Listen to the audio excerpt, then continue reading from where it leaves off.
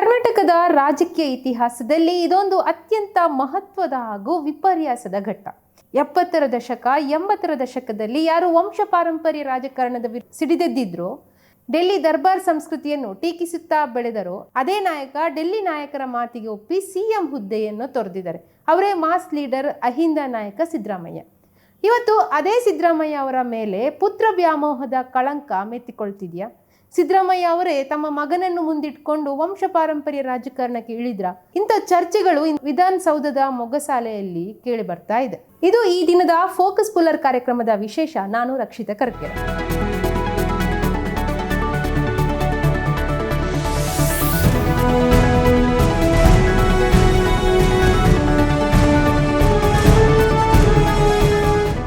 ವೀಕ್ಷಕರೇ, ಇಂದಿರಾ ಗಾಂಧಿ ಅವರ ಕಾಲದಲ್ಲಿ ಕಾಂಗ್ರೆಸ್ನ ವಂಶ ಪಾರಂಪರ್ಯ ರಾಜಕಾರಣವನ್ನು ತೀವ್ರವಾಗಿ ವಿರೋಧಿಸುತ್ತಲೇ ರಾಜಕೀಯಕ್ಕೆ ಎಂಟ್ರಿ ಕೊಟ್ಟಿದ್ದ ಸಿದ್ದರಾಮಯ್ಯ ಅವರೇ ಈಗ ಅದೇ ಆರೋಪವನ್ನು ಎದುರಿಸ್ತಾ ಇದ್ದಾರೆ. ನೆನ್ಪಿಟ್ಕೊಳ್ಳಿ, ತಮ್ಮ ಹಿರಿಯ ಪುತ್ರ ರಾಕೇಶ್ ಅವರ ನಿಧನದ ಬಳಿಕ ಡಾಕ್ಟರ್ ಯತೀಂದ್ರ ಅವರನ್ನು ವರುಣಾ ಕ್ಷೇತ್ರದಿಂದ ಶಾಸಕರನ್ನಾಗಿ ಮಾಡಿದ್ರು. ಆ ನಂತರ ಅವರಿಗೆ ವಿಧಾನ ಪರಿಷತ್ ಸದಸ್ಯ ಸ್ಥಾನವನ್ನು ಕೂಡ ನೀಡಲಾಯಿತು. ಇಂದು ಯತೀಂದ್ರ ಕೇವಲ ತಂದೆಯ ಕ್ಷೇತ್ರದ ಆಗುಹೋಗುಗಳನ್ನು ನೋಡಿಕೊಳ್ಳುವ ಶಾಸಕನಷ್ಟೇ ಅಲ್ಲ, ಪವರ್ ಕಾರಿಡಾರ್ಗಳಲ್ಲಿ ಅಂದರೆ ವಿಧಾನಸೌಧದ ಶಕ್ತಿ ಕೇಂದ್ರಗಳಲ್ಲಿ ಭಾರಿ ಪ್ರಭಾವ ಹೊಂದಿರುವಂತಹ ನಾಯಕ. ತಂದೆಯ ಪರವಾಗಿ ಪ್ರತಿಯೊಂದು ರಾಜಕೀಯ ಆಗುಹೋಗುಗಳನ್ನು ನಿಭಾಯಿಸ್ತಿರೋದು ಇದೇ ಯತೀಂದ್ರ. ಹೀಗಿರುವಾಗ ವಿರೋಧಿಗಳು ಏನ್ರಿ ಸಿದ್ದರಾಮಯ್ಯ ಅವರೇ, ನೀವು ಕೂಡ ಕುಟುಂಬ ರಾಜಕಾರಣಕ್ಕೆ ಬಿದ್ದುಬಿಟ್ರಾ ಅಂತ ಕೇಳ್ತಿರೋದ್ರಲ್ಲಿ ಆಶ್ಚರ್ಯವಿಲ್ಲ ಬಿಡಿ. ಈಗ ರಾಜ್ಯದಲ್ಲಿ ನಡೆದಿರುವ ಅತಿ ದೊಡ್ಡ ರಾಜಕೀಯ ತಲ್ಲಣಕ್ಕೆ ಬರೋಣ. ಹೈಕಮಾಂಡ್ ಸೂಚನೆಯಂತೆ ಸಿದ್ದರಾಮಯ್ಯ ಅವರು ಸಿಎಂ ಸ್ಥಾನದಿಂದ ಕೆಳಗಿಳಿದಿದ್ದಾರೆ. ಇದೇ ಸಂದರ್ಭದಲ್ಲಿ ಕಾಂಗ್ರೆಸ್ ಹೈಕಮಾಂಡ್ ಮತ್ತು ಡಿ.ಕೆ. ಶಿವಕುಮಾರ್ ಒಂದು ಭಾರೀ ರಾಜಕೀಯ ಟ್ರ್ಯಾಪ್ ಅಥವಾ ಕಿಡ್ಡ ತೋಡಿದ್ದಾರೆ. ಅದೇನಂತ ಗೊತ್ತಾ? ಸಿದ್ದರಾಮಯ್ಯ ಅವರ ಅಹಿಂದ ವೋಟ್ ಬ್ಯಾಂಕ್ ಮತ್ತು ಅವರ ಪ್ರಭಾವ ಎಷ್ಟಿದೆ ಅನ್ನೋದು ಕಾಂಗ್ರೆಸ್ ನಾಯಕರಿಗೆ ಚೆನ್ನಾಗಿ ಗೊತ್ತಿದೆ. ಸಿಎಂ ಸ್ಥಾನದಿಂದ ಕೆಳಗಿಳಿದ್ರೆ ಅವರು ಸುಮ್ಮನೆ ಅಂತೂ ಕೂರಲ್ಲ, ಖಂಡಿತ ಈ ಸುಮ್ಮನೆ ಕೂರುವಂಥ ವ್ಯಕ್ತಿಯೇ ಅಲ್ಲ. ಹಾಗಾದರೆ ಈ ಹುಲಿಯನ್ನು ಕಟ್ಟಿ ಹಾಕೋದಾದ್ರೂ ಹೇಗೆ? ಅದಕ್ಕೆ ಅವರು ಕಂಡುಕೊಂಡ ಅಸ್ತ್ರವೇ ಪುತ್ರ ವ್ಯಾಮೋಹ. ಹೌದು, ಸಿದ್ದರಾಮಯ್ಯ ಅವರನ್ನು ಸಮಾಧಾನ ಪಡಿಸಲು ಅವರ ಪುತ್ರ ಯತೀಂದ್ರ ಅವರಿಗೆ ಉಪಮುಖ್ಯಮಂತ್ರಿ ಸ್ಥಾನ ಅಥವಾ ಪ್ರಬಲ ಕ್ಯಾಬಿನೆಟ್ ಅಧಿಕಾರವನ್ನು ನೀಡುವ ಆಫರನ್ನು ಹೈಕಮಾಂಡ್ ಮುಂದಿಟ್ಟಿದೆ. ನೀವು ಅನ್ಕೋಬಹುದು, ಇದು ಒಳ್ಳೆ ಆಫರ್ ಅಲ್ವಾ?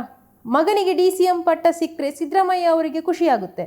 ಆದರೆ ನೀವು ಅಂದುಕೊಂಡ ಹಾಗಿಲ್ಲ, ಮುಂದಿನ ಕಥೆಯೇ ಬೇರೆ. ಇದರ ಹಿಂದೆ ಇರೋದು ಡಿ.ಕೆ. ಶಿವಕುಮಾರ್ ಅವರ ಬೃಹತ್ತಾದ ರಾಜಕೀಯ ಲೆಕ್ಕಾಚಾರ. ಯತೀಂದ್ರಗೆ DCM ಪಟ್ಟ ಕಟ್ಟುವ ಆಫರ್ ಹಿಂದೆ ಡಿ.ಕೆ.ಶಿ ಅವರ ಒಂದು ರಣಭಯಂಕರ ನರೇಟಿವ್ ಪಾಲಿಟಿಕ್ಸ್ ಇದೆ. ಈ ಬಗ್ಗೆ ನನ್ನ ಸಹೋದ್ಯೋಗಿ ಸುಖೇಶ್ ಪಡಿಬಾಗಿಲ್ ಅವರು ಮಾತನಾಡಿದ್ದಾರೆ. ರಕ್ಷಿತಾ, ಹೌದು, ಕಳೆದ 6 ತಿಂಗಳ ಕಾಲ ಮುಖ್ಯಮಂತ್ರಿ ಸ್ಥಾನ ನೀಡುವ ವಿಚಾರದಲ್ಲಿ ಸಿದ್ದರಾಮಯ್ಯ ಅವರು ತಮ್ಮನ್ನ ಸತತವಾಗಿ ಅಂದ್ರೆ ಅಧಿಕಾರ ನೀಡಲು ನಿರಾಕರಿಸಿ 6 ತಿಂಗಳ ಬಳಿಕ ಹೈಕಮಾಂಡ್ ಸೂಚನೆ ಪ್ರಕಾರ ಅಧಿಕಾರವನ್ನು ಪಡೆದಿರುವಂತಹ ಡಿ.ಕೆ. ಶಿವಕುಮಾರ್ 100% ಸಿದ್ದರಾಮಯ್ಯ ಅವರನ್ನ ಏನು ಸಿಎಂ ಹುದ್ದೆಯಿಂದ ರಾಜೀನಾಮೆ ಕೊಟ್ಟಿರುವಂತಹ ಸಿದ್ದರಾಮಯ್ಯ ಅವರನ್ನ ಕೆಡ್ಡಕ್ಕೆ ಬೀಳಿಸಲು ಯತ್ನಿಸಿರುವುದಂತೂ ಸತ್ಯ. ಅಂದ್ರೆ ಅವರ ಪುತ್ರನಿಗೆ ಅಧಿಕಾರ ನೀಡುವ ಮೂಲಕ ಅವರು ವಂಶ ಪಾರಂಪರ್ಯದ ಏನು ಸಿದ್ದರಾಮಯ್ಯ ಅವರು ಇದುವರೆಗೆ ವಿರೋಧಿಸಿಕೊಂಡು ಬಂದರೋ ಅದನ್ನೇ ಅವರಿಗೆ ಮರುತಂತ್ರವಾಗಿ ಬಳಸಲಿಕ್ಕೆ ಒಂದು ರೀತಿಯಲ್ಲಿ ನೋಡಿದ್ರೆ, ಮತ್ತೊಂದು ರೀತಿಯಲ್ಲಿ ಸರ್ಕಾರದಲ್ಲಿ ಸಿದ್ದರಾಮಯ್ಯ ಅವರದ್ದು ಯಾವುದೇ ಹಸ್ತಕ್ಷೇಪ ಇರದಂತೆ ನೋಡುವುದು ಕೂಡ ಡಿ.ಕೆ. ಶಿವಕುಮಾರ್ ಅವರ ಯೋಜನೆ ಆಗಿತ್ತು.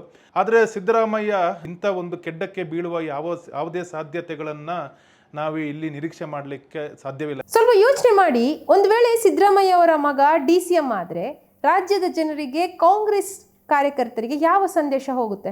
ಡಿ.ಕೆ. ಶಿವಕುಮಾರ್ ಬಣದವರು ರಾಜ್ಯದುದ್ದಕ್ಕೂ ನೋಡಿದ್ರ, ಸಿದ್ದರಾಮಯ್ಯ ಅವರಿಗೆ ಸೈದ್ಧಾಂತಿಕ ಬದ್ಧತೆಗಿಂತ ಪಕ್ಷಕ್ಕಿಂತ ಮಗನ ಮೇಲಿನ ವ್ಯಾಮೋಹವೇ ಹೆಚ್ಚಾಗಿತ್ತು. ಕೇವಲ ಮಗನ ರಾಜಕೀಯ ಭವಿಷ್ಯಕ್ಕಾಗಿ ಮಗನಿಗೆ DCM ಕುರ್ಚಿ ಕೊಡಿಸಲು ತಮ್ಮ ಮುಖ್ಯಮಂತ್ರಿ ಸ್ಥಾನವನ್ನೇ ತ್ಯಾಗ ಮಾಡಿದ್ರು ಎಂಬ ಇಮೇಜ್ ಸೃಷ್ಟಿ ಮಾಡ್ತಾರೆ. ಈ ಮೂಲಕ ಸಿದ್ದರಾಮಯ್ಯ ಅವರ ತ್ಯಾಗದ ಹಿಂದಿರುವುದು ಕೇವಲ ಮಗನ ಪ್ರೀತಿ ಅಂತ ಬಿಂಬಿಸಿ ಸಿದ್ದರಾಮಯ್ಯ ಅವರ ಐಡಿಯಾಲಜಿ ಇಮೇಜ್ ಅನ್ನು ಡ್ಯಾಮೇಜ್ ಮಾಡೋದು ಡಿ.ಕೆ.ಶಿ ಬಣದ ಮಾಸ್ಟರ್ ಪ್ಲಾನ್. ಇದು ಡಿ.ಕೆ.ಶಿ ಅವರ ಪವರ್ ಗೇಮ್ ಕೂಡ ಹೌದು. ಈ ಮೂಲಕ ಪೊಲಿಟಿಕಲ್ ನರೇಟಿವ್ ಕಂಪ್ಲೀಟ್ ಆಗಿ ಡಿ.ಕೆ.ಶಿ ಕಂಟ್ರೋಲ್ಗೆ ಹೋಗುತ್ತೆ. ಆದರೆ ಸಿದ್ದರಾಮಯ್ಯ ಅವರು ಸುಮಾರು 40 ವರ್ಷ ರಾಜಕೀಯ ಕಂಡಿರುವಂತಹ ಚಾಣಾಕ್ಷ. ಡಿ.ಕೆ.ಶಿ ಅವರ ಈ ತಂತ್ರ ಸಿದ್ದರಾಮಯ್ಯ ಅವರಿಗೆ ಅರ್ಥ ಆಗಲ್ವಾ? ಖಂಡಿತ ಅರ್ಥವಾಗಿದೆ. ರಾಜಕೀಯ ಈ ಒಳಮರ್ಮವನ್ನು ಅರಿತಿರುವ ಹಿರಿಯ ರಾಜಕಾರಣಿ ಸಿದ್ದರಾಮಯ್ಯ ಅವರು ಈ ಕೆಡ್ಡಕ್ಕೆ ಬೀಳಲು ಖಂಡಿತ ಸಾಧ್ಯ ಇಲ್ಲ. ಈಗಾಗಲೇ ದೆಹಲಿಗೆ ಬನ್ನಿ, ಅಥವಾ ಕೇಂದ್ರ ರಾಜಕಾರಣಕ್ಕೆ ಬನ್ನಿ, ರಾಜ್ಯಸಭೆ ಸದಸ್ಯರಾಗಿ ಅಂತ ಹೈಕಮಾಂಡ್ ಕೊಟ್ಟಿದ್ದ ಆಫರನ್ನು ಸಿದ್ದರಾಮಯ್ಯ ಅವರು ಕಡ್ಡಿ ಮುರಿದಂತೆ ತಿರಸ್ಕರಿಸಿದ್ದಾರೆ. ಅಷ್ಟೇ ಅಲ್ಲ, ಈಗ ತಮ್ಮ ಮಗನಿಗೆ ಮಣೆ ಹಾಕ್ತಿರುವ DCM ಮತ್ತು ಸಚಿವ ಹುದ್ದೆಗಳನ್ನು ಅವರು ನಯವಾಗಿ ನಿರಾಕರಿಸಿದ್ದಾರೆ. ನನ್ನ ಮಗನಿಗೆ DCM ಪಟ್ಟ ಬೇಡವೇ ಬೇಡ ಅಂತ ಹೈಕಮಾಂಡ್ಗೆ ಸ್ಪಷ್ಟವಾಗಿ ಸಿದ್ದರಾಮಯ್ಯ ಅವರು ತಿಳಿಸಿದ್ದಾರೆ ಅಂತ ಹೇಳಲಾಗ್ತಿದೆ. ಅವರು ರಾಜ್ಯ ರಾಜಕಾರಣದಲ್ಲೇ ಸಕ್ರಿಯರಾಗಿ ಉಳಿಯಲು ಖಚಿತವಾದ ಸ್ಪಷ್ಟವಾದ ನಿರ್ಧಾರವನ್ನು ಅವರು ಮಾಡಿದ್ದಾರೆ. ನಾನು ಎಲ್ಲಿಗೂ ಹೋಗಲ್ಲ, ಇಲ್ಲೇ ಇರ್ತೇನೆ ಅಂತ ಅವರು ಈಗಾಗಲೇ ಘರ್ಜಿಸಿದ್ದಾರೆ. ಕುರ್ಚಿ ಹೋದ್ರೂ ಚಿಂತೆ ಇಲ್ಲ, ರಾಜ್ಯದಲ್ಲೇ ಉಳಿದು ತೆರೆಮರೆಯಲ್ಲಿ ಪವರ್ಫುಲ್ ಆಗಿ ಕಾರ್ಯನಿರ್ವಹಿಸುವ ಮೂಲಕ ಮುಂಬರುವ ದಿನಗಳಲ್ಲಿ DK ಶಿವಕುಮಾರಿಗೆ ಅತಿ ದೊಡ್ಡ ಸವಾಲಾಗಿ ನಿಲ್ಲುವ, ಪ್ರತಿ ಹಂತದಲ್ಲೂ ಬ್ರೇಕ್ ಹಾಕುವ ಉದ್ದೇಶವನ್ನು ಸಿದ್ದರಾಮಯ್ಯ ಅವರು ಹೊಂದಿದ್ದಾರೆ. ರಾಜ್ಯ ರಾಜಕೀಯದಲ್ಲಿ ಈಗ ಮತ್ತೊಂದು ಕುತೂಹಲದ ಕೇಂದ್ರ ಬಿಂದು ಆಗಿರೋದು ಸಿದ್ದರಾಮಯ್ಯ ಅವರ ಅಹಿಂದ ಪರಂಪರೆಯ ವಾರಸುದಾರಿಕೆ. ಒಂದು ಕಡೆ ಸತೀಶ್ ಜಾರಕಿಹೊಳಿ ಅವರನ್ನು ಈ ಸಿದ್ದರಾಮಯ್ಯ ಅವರ ಪರ್ಯಾಯ ಅಹಿಂದ ನಾಯಕ ಅಂತ ಬಿಂಬಿಸಲಾಗ್ತಿದೆ. ಆದರೂ ರಾಜಕೀಯ ಪಡಸಾಲೆಯಲ್ಲಿ ಬೇರೆಯದ್ದೇ ಚರ್ಚೆ ಮುನ್ನೆಲೆಗೆ ಬಂದಿದೆ. ತಮ್ಮ ತಂದೆ ಹಾಕಿಕೊಟ್ಟಂತಹ ಭದ್ರ ಬುನಾದಿಯ ಮೇಲೆ ಅವರು ಸವೆಸಿದ ಅಹಿಂದ ಹಾದಿಯಲ್ಲಿ ಯತೀಂದ್ರ ಸಿದ್ದರಾಮಯ್ಯ ಅವರು ಹೆಜ್ಜೆ ಇಡ್ತಾರ? ತಂದೆಯ ಅಹಿಂದ ಅಸ್ತ್ರವನ್ನು ಯತೀಂದ್ರ ಕೈಗೆತ್ತಿಕೊಳ್ತಾರ? ಇದೇ ಈಗ ಸದ್ಯ ರಾಜ್ಯ ರಾಜಕಾರಣದಲ್ಲಿ ಗಿರಕಿ ಹೊಡೆಯುತ್ತಿರುವ ಅತಿ ದೊಡ್ಡ ಪ್ರಶ್ನೆ. ಈಗಾಗಲೇ ಹೇಳಿದಂತೆ ಅವರು ಕೂಡ ಸಾಮಾಜಿಕ ಬದ್ಧತೆ ಇರುವಂತವ್ರು, ಸಾಮಾಜಿಕ ನ್ಯಾಯದಲ್ಲಿ ನಂಬಿಕೆ ಇಟ್ಕೊಂಡಿರೋರು, ಯಾರು ಸಮಾಜದಲ್ಲಿ ತಳ ಸಮುದಾಯದವರು ಇರ್ತಾರೆ, ಯಾರು ಬಡವರು ಇರ್ತಾರೆ ಅಂತವ್ರ ಪರವಾಗಿ ಕಾಳಜಿ ಇಟ್ಕೊಂಡು ಕೆಲಸ ಮಾಡ್ತಿರುವಂತವ್ರು. ಇವತ್ತು ತಂದೆಯವರು ಈಗ ನೀನು ರಾಜಕೀಯ ಕೊನೆಗಾಲದಲ್ಲಿ ಅವರ ರಾಜಕೀಯ ಬದುಕಿನ ಕೊನೆ ಘಟ್ಟದಲ್ಲಿದ್ದಾರೆ. ಅಂತ ಸಮಯದಲ್ಲಿ ಈ ರೀತಿ ವೈಚಾರಿಕವಾಗಿ ಪ್ರಗತಿಪರವಾದಂತಹ ಸಿದ್ಧಾಂತ ಇಟ್ಕೊಂಡಿರೋರಿಗೆ ಮಾರ್ಗದರ್ಶನ ಮಾಡೋದಕ್ಕೆ, ಅವ್ರಿಗೆ ನೇತೃತ್ವ ವಹಿಸ್ಕೊಳ್ಳೋಕೆ ನಾಯಕರು ಬೇಕು. ಸರ್ ಜಾರಕಿಹೊಳಿ ಅವರು ಅಂತ ಒಂದು ಜವಾಬ್ದಾರಿ ವಹಿಸ್ಕೋತಾರೆ. ಕಾಂಗ್ರೆಸ್ ಪಕ್ಷದ ಸಿದ್ಧಾಂತದಲ್ಲಿ ನಂಬಿಕೆ ಇಟ್ಕೊಂಡಿರುವಂತ ಎಲ್ಲ ರಾಜಕಾರಣಿಗಳಿಗೆ, ಯುವ ನಾಯಕರಿಗೆ ಅವರು ಮಾದರಿಯಾಗಿ ನಮ್ಮ ಮುನ್ನಡೆಸ್ತಾರೆ ಅನ್ನೋ ಒಂದು ನಂಬಿಕೆ ನನಗಿದೆ. ಸೊ ಹಾಗಾಗಿ ಈ ರೀತಿ ಒಂದು ತತ್ವಬದ್ಧತೆ ಇರುವಂತಹ ನಾಯಕ ಸಿಗೋದು ಬಹಳ ಕಷ್ಟ. ಅಂತ ಕೆಲಸನ ಜಾರಕಿಹೊಳಿ ಮಾಡ್ತಿದ್ದಾರೆ. ಒಂದು ವೇಳೆ ರಾಜ್ಯಸಭೆಗೆ ಹೋದ್ರೆ ತಮ್ಮ ಕ್ಷೇತ್ರ ವರುಣವನ್ನು ಬಿಟ್ಕೊಡ್ಬೇಕಾಗುತ್ತೆ.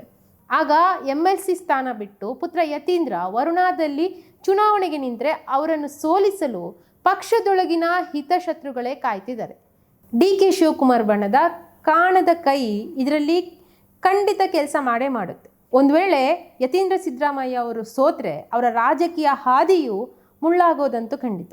ಸಿದ್ದರಾಮಯ್ಯ ಅವರಿಗೆ ರಾಜ್ಯ ರಾಜಕಾರಣದ ಮೇಲಿನ ಹಿಡಿತ ಕೂಡ ಇದರಿಂದ ತಪ್ಪುವಂತಹ ಭೀತಿ ಇದ್ದೇ ಇದೆ. ವೀಕ್ಷಕರೇ, ಮಗನಿಗೆ ಉನ್ನತ ಹುದ್ದೆ ನಿರಾಕರಿಸಲು ಸಿದ್ದರಾಮಯ್ಯ ಅವರ ಬಳಿ ಇನ್ನೊಂದು ಅತ್ಯಂತ ಪ್ರಮುಖ ಕಾರಣವೂ ಇದೆ. ಅದೇನೆಂದರೆ ವಿವಾದಗಳ ಭಯ. ಹೌದು, ಇಷ್ಟು ದಿನ ಯತೀಂದ್ರ ಅವರು ಸಿದ್ದರಾಮಯ್ಯ ಅವರಿಗೆ ನೆರಳಿನಂತೆ ಇದ್ರು ನಿಜ. ಆದರೆ ಅದೇ ಯತೀಂದ್ರ ಅವರ ಹೆಸರಿನಲ್ಲಿ ಕೇಳಿ ಬಂದಿದ್ದ ಕೆಲವು ವಿವಾದಗಳು, ಉದಾಹರಣೆಗೆ ವರ್ಗಾವಣೆ ದಂಧೆ ಆರೋಪಗಳಿರ್ಬೋದು, ಫೋನ್ ವೈರಲ್ ಆಡಿಯೋಗಳು ಇತ್ಯಾದಿ ಆ ವಿವಾದಗಳು ಸಿದ್ದರಾಮಯ್ಯ ಅವರಿಗೆ ತೀವ್ರ ಮುಜುಗರ ತಂದೊಡ್ಡಿದೆ. ವಿರೋಧ ಪಕ್ಷಗಳು ಇದನ್ನೇ ಮುಂದಿಟ್ಕೊಂಡು ಸಿದ್ದರಾಮಯ್ಯ ಅವರ ಮೇಲೆ ಮುಗಿಬಿದ್ದಿದ್ವು. ಈಗ ಯೋಚಿಸಿ, ಯತೀಂದ್ರಗೆ DCM ಅಥವಾ ಸಚಿವ ಸ್ಥಾನ ಕೊಟ್ರೆ ಆಗೋದೇನು? ಅಧಿಕಾರ ಬಂದ ತಕ್ಷಣ ತಮ್ಮ ಸುತ್ತ ಮತ್ತಷ್ಟು ವಿವಾದಗಳು ಸುತ್ತಿಕೊಳ್ಳುವ ಅಪಾಯ ಅಲ್ಲಿದೆ. ಭವಿಷ್ಯದಲ್ಲಿ ಮತ್ತೆ ಅಂಥದೇ ಮುಜುಗರದ ಸನ್ನಿವೇಶ ಸೃಷ್ಟಿಯಾದರೆ ತಮ್ಮ ಇಳಿ ವಯಸ್ಸಿನಲ್ಲಿ ರಾಜಕೀಯದ ಸಂಧ್ಯಾ ಕಾಲದಲ್ಲಿ ಸಿದ್ದರಾಮಯ್ಯ ಅವರು ಆ ಕಳಂಕವನ್ನು ಹೊರಬೇಕಾಗುತ್ತೆ. ಅಂತ ಯಾವುದೇ ಪೊಲಿಟಿಕಲ್ ರಿಸ್ಕ್ ತೆಗೆದುಕೊಳ್ಳಲು ಈಗ ಸಿದ್ದರಾಮಯ್ಯ ಅವರು ಸಿದ್ರಿಲ್ಲ. ಮಗನಿಗೆ ಅಧಿಕಾರ ಕೊಟ್ಟು ತಾವೇ ತಂದುಕೊಂಡಂತ ಗಂಡಾಂತರ ಅನ್ನೋ ಹಣೆಪಟ್ಟಿ ಕಟ್ಟಿಕೊಳ್ಳಲು ಅವರು ಈಗ ಇಷ್ಟಪಡಲ್ಲ. ಆದ್ರೆ ಮೂಲಗಳ ಪ್ರಕಾರ ಯತೀಂದ್ರ ಅವರಿಗೆ ರಾಜ್ಯ ರಾಜಕಾರಣದಲ್ಲಿ ಉಪಮುಖ್ಯಮಂತ್ರಿ ಅಥವಾ ಪ್ರಮುಖ ಸಚಿವ ಸ್ಥಾನಗಳನ್ನು ಅಲಂಕರಿಸಬೇಕು ಅನ್ನೋ ತೀವ್ರ ಆಸೆ ಇದೆ. ಈ ನಿಟ್ಟಿನಲ್ಲಿ ಅವರು ಕಳೆದ ವರ್ಷದಿಂದಲೇ ಸೂಕ್ತ ರಾಜಕೀಯ ಸಿದ್ಧತೆ ಹಾಗೂ ತಯಾರಿಯನ್ನು ಮಾಡಿಕೊಳ್ತಾನೆ ಬರ್ತಾ ಇದ್ದಾರೆ. ಆದರೆ ತಮ್ಮ ಸೈದ್ಧಾಂತಿಕ ನಿಲುವುಗಳಿಗೆ ಕಟ್ಟು ಬಿದ್ದು ಪ್ರಸ್ತುತ ರಾಜಕೀಯ ಪರಿಸ್ಥಿತಿಯಲ್ಲಿ ಯತೀಂದ್ರ ಅವರಿಗೆ ಅಧಿಕಾರ ಸ್ಥಾನ ಬೇಡ ಅಂತ ಅಭಿಪ್ರಾಯ ಪಟ್ಟಿದ್ದಾರೆ. ತಂದೆಯ ಈ ಕಠಿಣ ನಿರ್ಧಾರದಿಂದ ಇದೀಗ ತಂದೆ ಮಗನ ನಡುವೆ ಭಿನ್ನಾಭಿಪ್ರಾಯಗಳು ಅಥವಾ ಅಸಮಾಧಾನ ಭುಗಿಲೇಳುವ ಸಾಧ್ಯತೆ ಕೂಡ ಅಲ್ಲಿದೆ. ಇದೇ ಸಂದರ್ಭದಲ್ಲಿ ಯತೀಂದ್ರ ಅವರ ತಾಯಿ ಪಾರ್ವತಿ ಅವರು ಕೂಡ ತಮ್ಮ ಪತಿಯ ನಿರ್ಧಾರಕ್ಕೆ ಸಾಥ್ ನೀಡಿದ್ದಾರೆ ಅಂತ ಮೂಲಗಳು ಹೇಳ್ತಿವೆ. ಅಂದ್ರೆ ಸದ್ಯಕ್ಕೆ ಕುಟುಂಬ ರಾಜಕಾರಣಕ್ಕಿಂತ ಹೊಸಬರಿಗೆ ಅವಕಾಶ ಕೊಡಿ ಅಂತ ಪಾರ್ವತಿ ಅವರು ಸ್ಪಷ್ಟ ನಿಲುವನ್ನು ಕೂಡ ವ್ಯಕ್ತಪಡಿಸಿದ್ದಾರೆ. ಒಟ್ಟಿನಲ್ಲಿ ಕರ್ನಾಟಕದ ರಾಜಕಾರಣದಲ್ಲಿ ಈಗ ಹೊಸದೊಂದು ಚದುರಂಗದಾಟ ಶುರುವಾಗಿದೆ. ಒಂದೆಡೆ ಡಿ.ಕೆ. ಶಿವಕುಮಾರ್ ಅವರು ಅಧಿಕಾರದ ಚುಕ್ಕಾಣಿ ಹಿಡಿದು ಸಿದ್ದರಾಮಯ್ಯ ಅವರ ಇಮೇಜನ್ನು ಡ್ಯಾಮೇಜ್ ಮಾಡಲು ಪುತ್ರ ವ್ಯಾಮೋಹದ ಅಸ್ತ್ರ ಪ್ರಯೋಗಿಸುತ್ತಿದ್ರೆ, ಮತ್ತೊಂದೆಡೆ ಛಲ ಬಿಡದ ವಿಕ್ರಮನಂತೆ ಸಿದ್ದರಾಮಯ್ಯ ಅವರು ಆ DCM ಆಫರನ್ನೇ ಕಾಲಲ್ಲಿ ಒದ್ದು ರಾಜ್ಯದಲ್ಲೇ ಉಳಿದು DKಶಿಗೆ ಟಕ್ಕರ್ ಕೊಡಲು ನಿಂತಿದ್ದಾರೆ. ಮಗನ ಭವಿಷ್ಯ ಮತ್ತು ತಮ್ಮ ಅಹಿಂದ ಇಮೇಜನ್ನು ಉಳಿಸಿಕೊಳ್ಳುವ ಈ ಹೋರಾಟದಲ್ಲಿ ಸಿದ್ದರಾಮಯ್ಯ ಅವರು ಮುಂದಿನ ಹೆಜ್ಜೆಗಳು ಏನಿಡ್ಬೋದು? DKಶಿ CM ಆದ ನಂತರನೂ ಸಿದ್ದರಾಮಯ್ಯ ಅವರು DKಶಿ ಅವರಿಗೆ ಸುಲಭವಾಗಿ ಆಡಳಿತ ನಡೆಸಲಿಕ್ಕೆ ಅಷ್ಟು ಸುಲಭವಾಗಿ ಬಿಡ್ತಾರಾ? DKಶಿ ಅವರ ಹಾದಿ ಹೂವಿನ ಹಾಸಿಗೆ ಆಗುತ್ತೋ ಅಥವಾ ಮುಳ್ಳಿನ ಹಾಸಿಗೆ ಆಗುತ್ತೋ? ಇವೆಲ್ಲದಕ್ಕೂ ಕಾಲವೇ ಉತ್ತರ ಕೊಡಬೇಕಾಗಿದೆ. ಸಿದ್ದರಾಮಯ್ಯ ಅವರು ಮಗನಿಗೆ DCM ಹುದ್ದೆ ಬೇಡ ಅಂದಿದ್ದು ಸರಿಯಾದ ನಿರ್ಧಾರವೇ? ಈ ಬಗ್ಗೆ ಕಮೆಂಟ್ ಮಾಡಿ ತಿಳಿಸಿ. ಈ ವಿಡಿಯೋ ಇಷ್ಟ ಆಗಿದ್ರೆ ಲೈಕ್ ಮಾಡಿ, ಶೇರ್ ಮಾಡಿ ಹಾಗೂ ನಮ್ಮ ದ ಫೆಡರಲ್ ಕರ್ನಾಟಕ ಯೂಟ್ಯೂಬ್ ಚಾನಲನ್ನು ಸಬ್ಸ್ಕ್ರೈಬ್ ಮಾಡಿ.